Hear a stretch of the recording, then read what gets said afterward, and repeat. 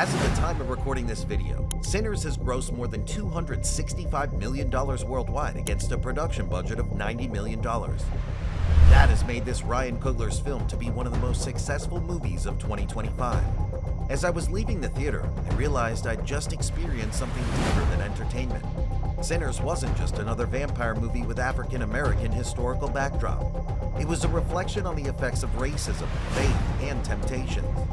I've seen many YouTube reviews and other online discussions about Sinners. People have praised its music, acting, and cinematography. But I noticed only a few people have expressed the moral and symbolic warnings embedded in the film. That's why in this video, I'll show you 8 things Sinners tried to warn us about. You don't want to miss any of them, so stay with me to the end. 1. Address small issues before they become big problems. Sinners is based on the supernatural beliefs of the early 90s, a period in which some Christians feared that certain songs had the power to conjure up evil. One class of such songs are the blues, which those Christians regarded as the devil's music. The label arose due to the observation that blues songs were usually played in nocturnal and rowdy juke joints, where social vices and activities considered sins by Christians abounded. Sammy's father, Pastor Jedediah, shared in that sentiment and in the supernatural beliefs that such songs can even conjure up evil and invite trouble into people's lives. As we later learned in the film, Jedediah seemed to have witnessed firsthand what appeared to have been the manifestations of his beliefs on his brother, who was a guitarist. That was why he was very concerned when he noticed Sammy was also developing great interest in blues songs and guitar. Jedediah tried to discourage Sammy from pursuing his dangerous ambition. He first removed the guitar from under the bed where Sammy had kept it. He then placed it in the church with the hope that that would encourage Sammy to study the Bible more and become a preacher. Based on his efforts, it was clear that Jedediah understood how crucial the guitar was to Sammy's ambition. Without it, Sammy's spiritually dangerous pursuits likely would have faded away. Unfortunately, Jedediah was not proactive enough in stopping Sammy. A more effective way to address his son's dangerous ambition might have been to destroy the guitar, potentially preventing Sammy from going to the juke joint. Sinners reminds us to recognize small problems early and take proactive steps to address them adequately before they would grow into something much bigger and more difficult to resolve. 2. Ignoring wise advice can be dangerous. Like I mentioned earlier, Jedediah knew his son had a special gift for music, a gift that if not used wisely would attract supernatural forces that could destroy his son. He warned Sammy not to use his talent just to entertain sinners like drunkards and philanderers. Unfortunately, Sammy didn't listen to his father. Instead, he followed his cousins to the place of their destruction. Sammy's choice nearly destroyed him when he eventually used his talent to attract vampire Remick and his minions to the juke joint. Sammy barely made it out alive, suffering severe facial deformities, while his friends all perished. He ended up paying dearly for ignoring his father's wise advice. Sinners showed us how ignoring wise counsel can lead to devastating consequences, not just for us, but for the people we care about too. 3. Problems you ignore may come back to haunt you. The first time we saw Mary, we found out she had once been romantically involved with Stack. We also learned that Stack had abandoned her abruptly without offering proper closure. Mary turned out to be someone who's determined and unwilling to give up. She started pursuing Stack, and her pursuit eventually led her to the grand opening of the juke joint. She finally got what she wanted after a hurtful conversation with Stack, but her presence at the place would later made her influence Stack against the better judgment of his brother. If you've watched the movie, you'll recall that Smoke initially didn't want anything to do with vampire Remick and his white minions. It was Mary, who shouldn't even be at the juke joint, that later convinced Stack to approach the vampires just for some extra money. Their decision led to Mary's death, allowing her vampiric form to get invited into the building and kill Stack. That scenario wouldn't have occurred if Stack had properly ended his relationship with Mary instead of just ignoring her, hoping she would simply move on. He continuously ignored Mary until his decision led to their untimely death. I believe this was another hidden message to us in the film. We're being warned that problems we continuously ignore can later come back to haunt us and even result in catastrophic consequences. 4. Vices led to pain or untimely death. The movie lived up to its title. Almost all the main characters committed vices, which religious people usually called sins.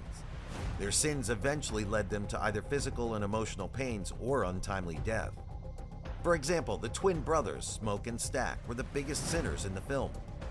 Through their conversations, we learned that after fighting in World War I, they spent many years working for Al Capone, the leader of the famous Chicago outfit.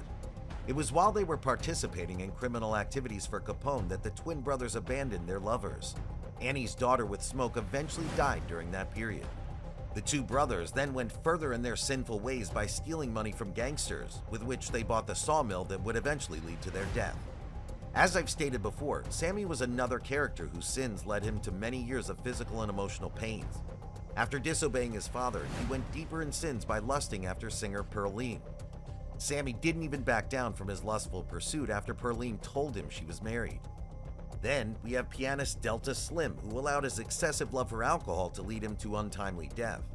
When Stack and Sammy saw him performing at the train station, they invited him to the juke joint. Slim initially used his better judgment to reject the offer, believing that Stack couldn't pay him. However, Stack knew his weakness, which was alcohol. That was why he dangled to Slim a chance to drink unlimited quantity of alcohol if he just agrees to honor the earlier invite. That interaction was almost similar to the biblical devil tempting humanity into self-destruction in the Garden of Eden. Upon seeing an opportunity to drink a lot of alcohol, Slim lost his senses. In fact, his love for alcohol was later confirmed when he told Sammy that he used all his earlier fortune to consume alcohol. Then, what about Grace and Bo Chow, the Chinese couple whose love of money made them leave their two big shops in care of their young daughter? They ended up losing their lives, leaving an innocent child alone in the world to cater for herself. Based on the fate of most of the characters, Sinners reminded us of Romans 6:23, where the Bible states that the wages of sin is death. 5. The company you keep is your biggest influence. We've heard it several times that the companies we keep can influence us badly. That trope was emphasized in Sinners, especially if you observed how Stack influenced Sammy into committing adultery. The negative influence began when Sammy and Stack were on their way to invite Delta Slim. Stack started leading Sammy astray by teaching him how to perform oral sex on a woman. Sammy appeared to enjoy the lesson and took every word of it to heart. We later saw Sammy experimenting the lesson when he told Pearline that he wanna try something. He went on to perform oral sex his adulterous partner. Sammy's conversation with Pearline before their sex showed that he had never performed an oral sex on a woman before. It was Stack who had influenced him by teaching him the sin in that context. When Stack even found out about the ongoing oral sex, he was very proud of what he had done.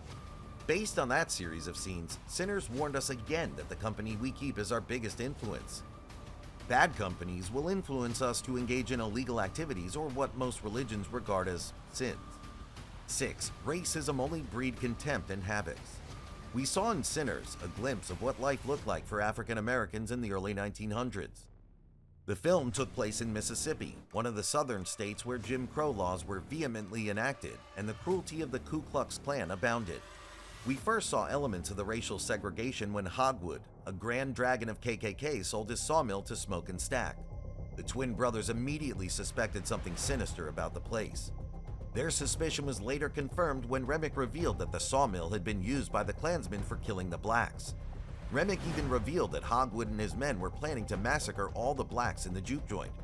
That revelation was what prompted Smoke to plan his own ambush, leading to his death and Klansmen. Bird and Joan were other characters who further demonstrated how racism can lead to self-destruction.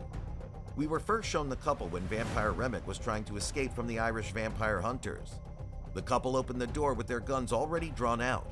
Bert was so consumed with his hatred for blacks that he suspected Remick was just a fair-skinned nigga. We then saw the couple's KKK attire, which proved that they definitely would have shot Remick on sight if he had been black-skinned. In the end, their greed and hatred for the blacks led to their untimely death, even when the Irish hunters offered to help them. Sinners showed us once again that racism never results in anything good. It only breeds contempt and wreaks havoc on our society. 7. Sometimes our gut feelings are right. When Vampire Remick and his minions first arrived at the juke joint, Smoke denied them entry because they are white. At first, that looked like racial discrimination, especially if you consider that Mary had been allowed in. As the film progressed, we realized that it was Smoke's gut feelings that was trying to save them from the imminent danger. Unfortunately, Stack was the stark opposite of his brother. He tried to convince Smoke they could earn extra money by allowing the vampires in. Smoke remained resolute about his earlier decision. Eventually, without his brother's approval, Stack permitted his ex-girlfriend to approach Remick just for the extra cash. With that, they wreaked havoc on everyone.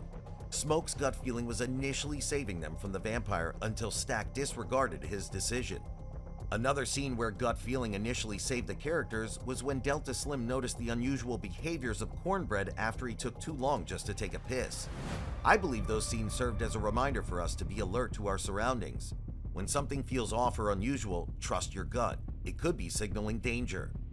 8. Music possesses the power to uplift or destroy. The theme of Sinners is about how music is a powerful tool that can be used to either uplift people's spirit or lead them on a path of destruction. We were first introduced to the uplifting power of music when we saw the children's choir singing in the church. They were dressed in white as they were singing a heartfelt song before a calm congregation. The lyrics of their song was also uplifting. That scene demonstrated how music can be used to promote moral values, offer hope, and strengthen a community. In sharp contrast to that scene, we later saw Sammy making his musical performance in a rowdy juke joint. The environment was also filled with vice, including quarrels, alcohol consumption, gambling, and infidelity. While Sammy's intentions may not have been malicious, his musical rendition became the attractive force that brought Vampire Remick to the place. The differences between the musical scene in the church and the juke joint served as a mirror to our current society. Today, we have musicians lacing their songs with lyrics that glorify materialism, drug use, promiscuity, violence, and other crimes. While those songs may not summon vampires or other supernatural forces, their negative influence on people is undeniably real. Instead of corrupting people's minds, what if artists start using their songs to spread messages of hope, unity, self-respect, and perseverance? In Sinners, Sammy seemed to have achieved in the end as we saw him during the credits roll performing in front of a calm audience instead of the rowdy one he started his career with. I believe these were the 8 things Sinners tried to warn us about. You agree with my analysis, or do you think the film passed other warnings I didn't mention in this video? Let me know in the comments section. Also, don't forget to like this video and share it with your friends on social media. Thanks for watching.